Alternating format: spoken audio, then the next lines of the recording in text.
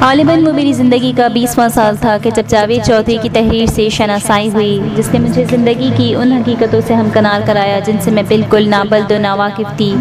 یکے بعد دیگرے کالم پڑھنے کے بعد مجھے انتظار رہنے لگا کہ کب ان کی تحریر میرے ہاتھوں کی زینت بنے گی اور میں پہر ان لفظوں کے سحر میں کھوئی رہتی اور اپنی بے مقصد زندگی کو ان کے لفظوں کی روشنی میں بامقصد بنانے کے لیے کوشاں رہتی۔ مجھے اعتراف ہے کہ اس طرز تحریر نے میری سوچ کے ہر زاویے کو بدل کر رکھ دیا۔ اوراق ختم ہو جائیں، کلموں کی سیاہی ختم ہو جائے، لیکن اس سوچ کے کارواں کا ایک معمولی جز بھی نہ ختم ہو جو جاوید چودھری نے اس ملک کے گوشے گوشے میں بکھیرا۔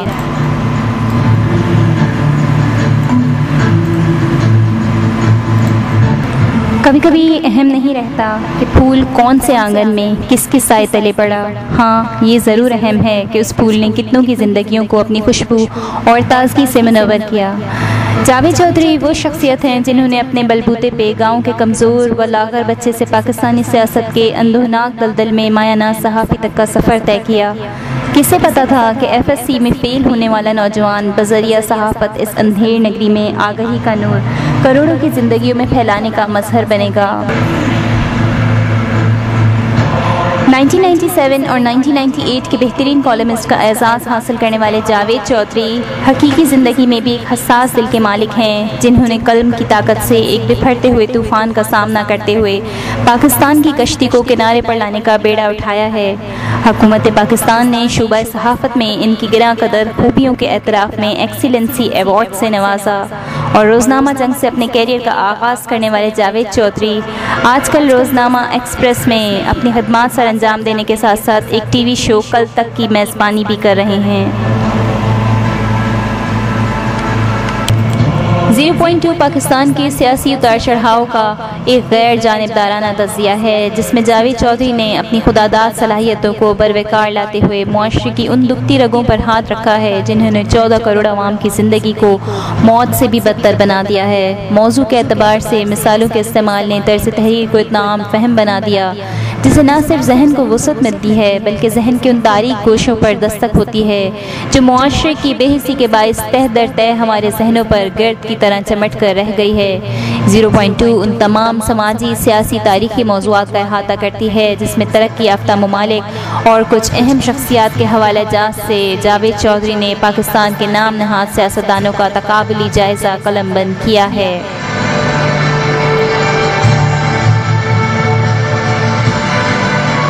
0.2 کے تمام پہلوؤں کو چند صفحات میں قلم بند کرنا کسی ذی شعور کے بس کی بات نہیں، لیکن مختصراً ناچیز کے خیال میں اہمیت کے اعتبار سے 0.2 کو 4 حصوں میں تقسیم کیا جا سکتا ہے: مسلمانوں کے زوال کے اسباب، حقائق اور نتائج، حکومت کی غلط پالیسیوں کی نشاندہی نیز ان کا حل، ترقی یافتہ ممالک اور غیر معمولی شخصیات کا تقابلی جائزہ، اور امریکہ اور طالبان کی حقیقت۔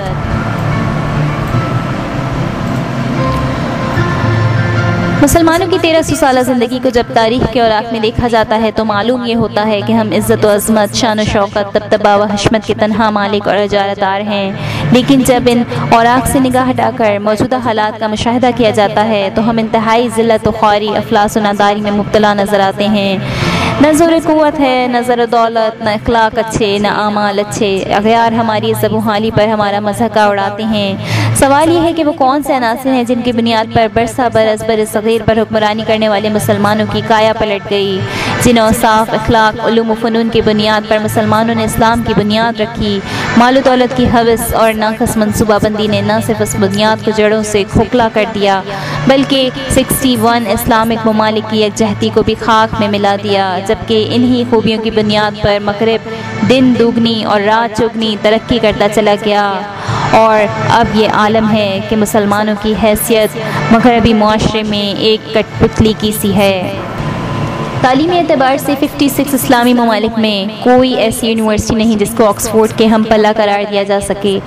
کاروباری اعتبار سے 61 اسلامک ممالک کی کمپنیاں اور مصنوعات صفر نظر آئیں گی۔ اخلاقی اعتبار سے پسماندگی کا یہ عالم ہے کہ ہم لوگوں کا مقدر نہیں بدل سکتے، لیکن دروازے پر کھڑے لوگوں کو دیکھ کر ہنس تو سکتے ہیں، لیکن شاید ہمارے پاس مسکراہٹ بھی نہیں بچی۔ یکجہتی کے اعتبار سے کیا عراق اور فلسطین پر حملے کے بعد 1 ارب 45 کروڑ مسلمان کہلانے کے حقدار رہے؟ پاکستان سمیت 61 ممالک میں کسی کو بھی توفیق نہیں ہوئی کہ ایمل قاسی کی سزائے موت کو کم از کم رمضان کے مہینے ہی میں مؤخر کرنے کی درخواست کر دے۔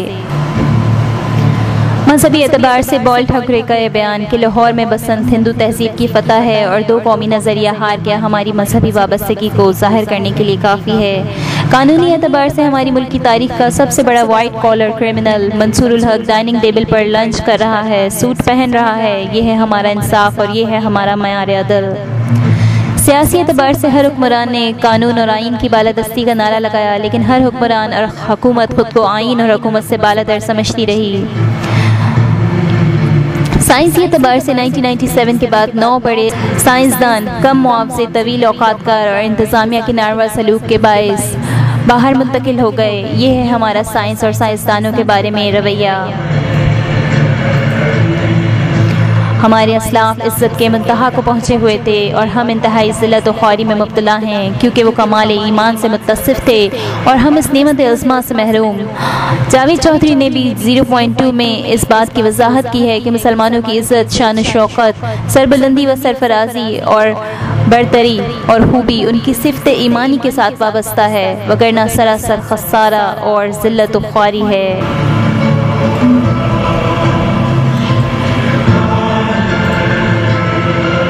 جاوید چودھری نے سیاست کے متزلزل اور غیر یقینی نظام کو معاشرے میں ابتری کا باعث قرار دیا۔ USA کی معاشی خوشحالی کی سب سے بڑی وجہ ان کا مستحکم سیاسی نظام ہے، جو کہ 1776 سے 2003 تک ایک ہی آئین کی پاسداری کرتے رہے، جبکہ ہمارے حکمران آئین میں 100 سے زیادہ ترامیم کرا چکے ہیں۔ جیلوں میں معمولی نوعیت کے چور کو بھی آدھی ڈکیت مجرموں کے ساتھ رکھا جاتا ہے، جہاں ٹیلنٹ کی کوئی قدر نہ ہو اور جہاں تعلیمی نظام کے بنانے والے ہی اپنے بچوں کو ترقی یافتہ ممالک میں پڑھنے بھیجیں گے، تو ایسی صورتحال میں بھلا کیا امید کی جا سکتی ہے کہ وہ ناقص پالیسیاں عوام الناس کی بہتری کے لیے بنائی گئیں، جب ہمارے حکمران 2,28,000 کا ایک دانت عوام کے خون پسینے کی کمائی سے بنوائیں گے۔ 2,51,000 میں وزیر کے دل کا درد شاہی خزانے سے دور کیا جائے گا، جہاں امریکہ کے 15 وزیروں کے برعکس 64 وقافی وزراء کی حکومت بنائی جائے گی۔ وہاں ایک خوشحال پاکستان بھلا کیسے وجود میں آ سکتا ہے؟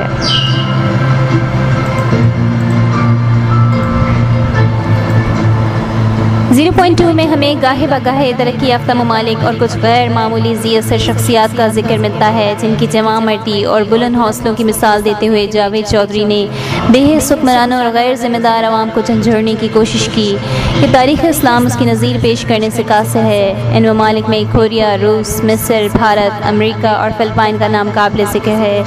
یہ ممالک بیرونی غلبے اور اندرونی آمرت سے مبرہ ہونے کے باعث ایک مضبوط سیاسی نظام کے مالک ہیں، جن کی بنیاد پر ان کا نام آج ترقی یافتہ ممالک میں شمار کیا جاتا ہے۔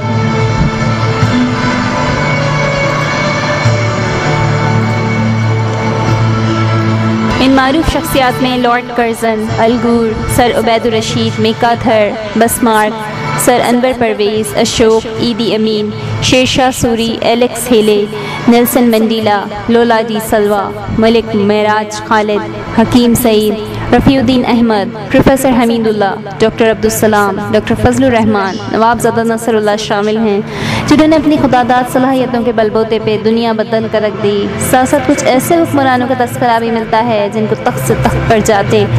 دیر نہ لگی۔ ان میں صدام حسین، شاہ رضا پہلوی، فرعون، جان ایف کینڈی، ضیاء الحق، اندرا گاندھی قابل ذکر ہیں۔ ملاحظہ فرمائیے کرۂ ارض پر تاریخ اقوام عالم میں محمد رضا شاہ پہلوی جیسے بادشاہ اور فرادیبہ جیسی کتنی ہی ملکائیں گزری ہیں جو سورج کو بجھ جانے اور ہواؤں کو ٹھہر جانے کا حکم دیتے تھے، لیکن پھر کیا ہوا کہ یہ سب کشکول بن کر گلی گلی پھرے، ایک ایک سانس اور ایک ایک لقمے کو ترستے اس عارضی جہاں سے رخصت ہو گئے۔ آخر میں جاوید چودھری نے امریکہ اور طالبان کے حوالے سے جن خیالات کا اظہار کیا، اس پر روشنی ڈالنا چاہوں گی کہ امریکہ کے مظالم ساری دنیا کے مسلمانوں پر ایک تلخ حقیقت ہے، لیکن اس کی وجہ مسلمان دشمنی سے زیادہ اسلام دشمنی ہے۔ افغانستان میں طالبان کے وجود میں آنے پر شریعت کا نفاذ اور تمام غیر شرعی چیزوں بے حیائی بے پردگی پر پابندی عائد کی گئی، اور یہ وہ اقدام تھے جن کا وجود تو ایک طرف تصور بھی اسلام دشمن قوتوں کو ناپسند تھا، اور اسی کے خاتمے کے لیے امریکہ کی افغانستان میں پیش قدمی اور طالبان کے ساتھ غیر اخلاقی و غیر انسانی سلوک کی ایسی ناروا حرکات منظر عام پر آئیں جن کو بیان کرنا بھی انسانیت کی تذلیل ہے۔ ایمل کاسی کو رمضان المبارک میں پھانسی۔ 1997 میں ملک پہلوان کا 1250 طالبان کو کنٹینر میں ڈال کر زندہ مار ڈالنا، یہ تو وہ خبریں تھیں جن کو ساری دنیا کے مسلمانوں نے سنا، لیکن در پردہ کتنے مظالم ایسے ہیں جن کو میڈیا تک پہنچنے بھی نہ دیا گیا۔ عراق میں امریکہ کی بمباری میں اقوام متحدہ تو کیا کسی اسلامی ممالک کی طرف سے ان مظالم کی روک تھام کے لیے اقدام تو درکنار دو بول بھی سننے کو نہ ملے۔ 0.2 میں کچھ ایسی ہی تلخ حقیقتوں سے پردہ ہٹایا گیا ہے۔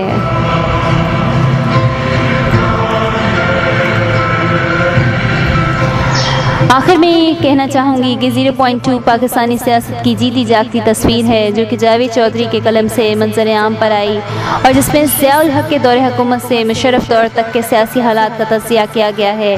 جاوید چودھری کا مثالوں سے بات کا آغاز کرنے کا انوکھا انداز، دل کو چھو جانے والے الفاظ کا استعمال، تحریر کی انفرادیت، موضوع پہ گرفت اور دور اندیشی آج کے دور میں گویا ناپید ہے۔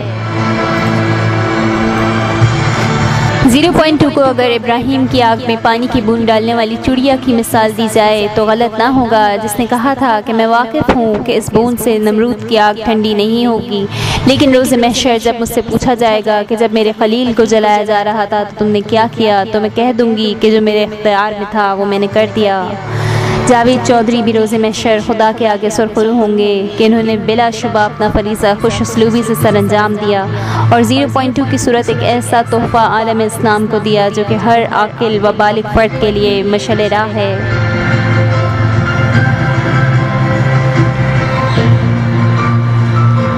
آخر میں کچھ ان مشہور شخصیات کا ذکر کرنا چاہوں گی جنہوں نے جاوید چودھری کے بارے میں اپنی قیمتی رائے سے نوازا۔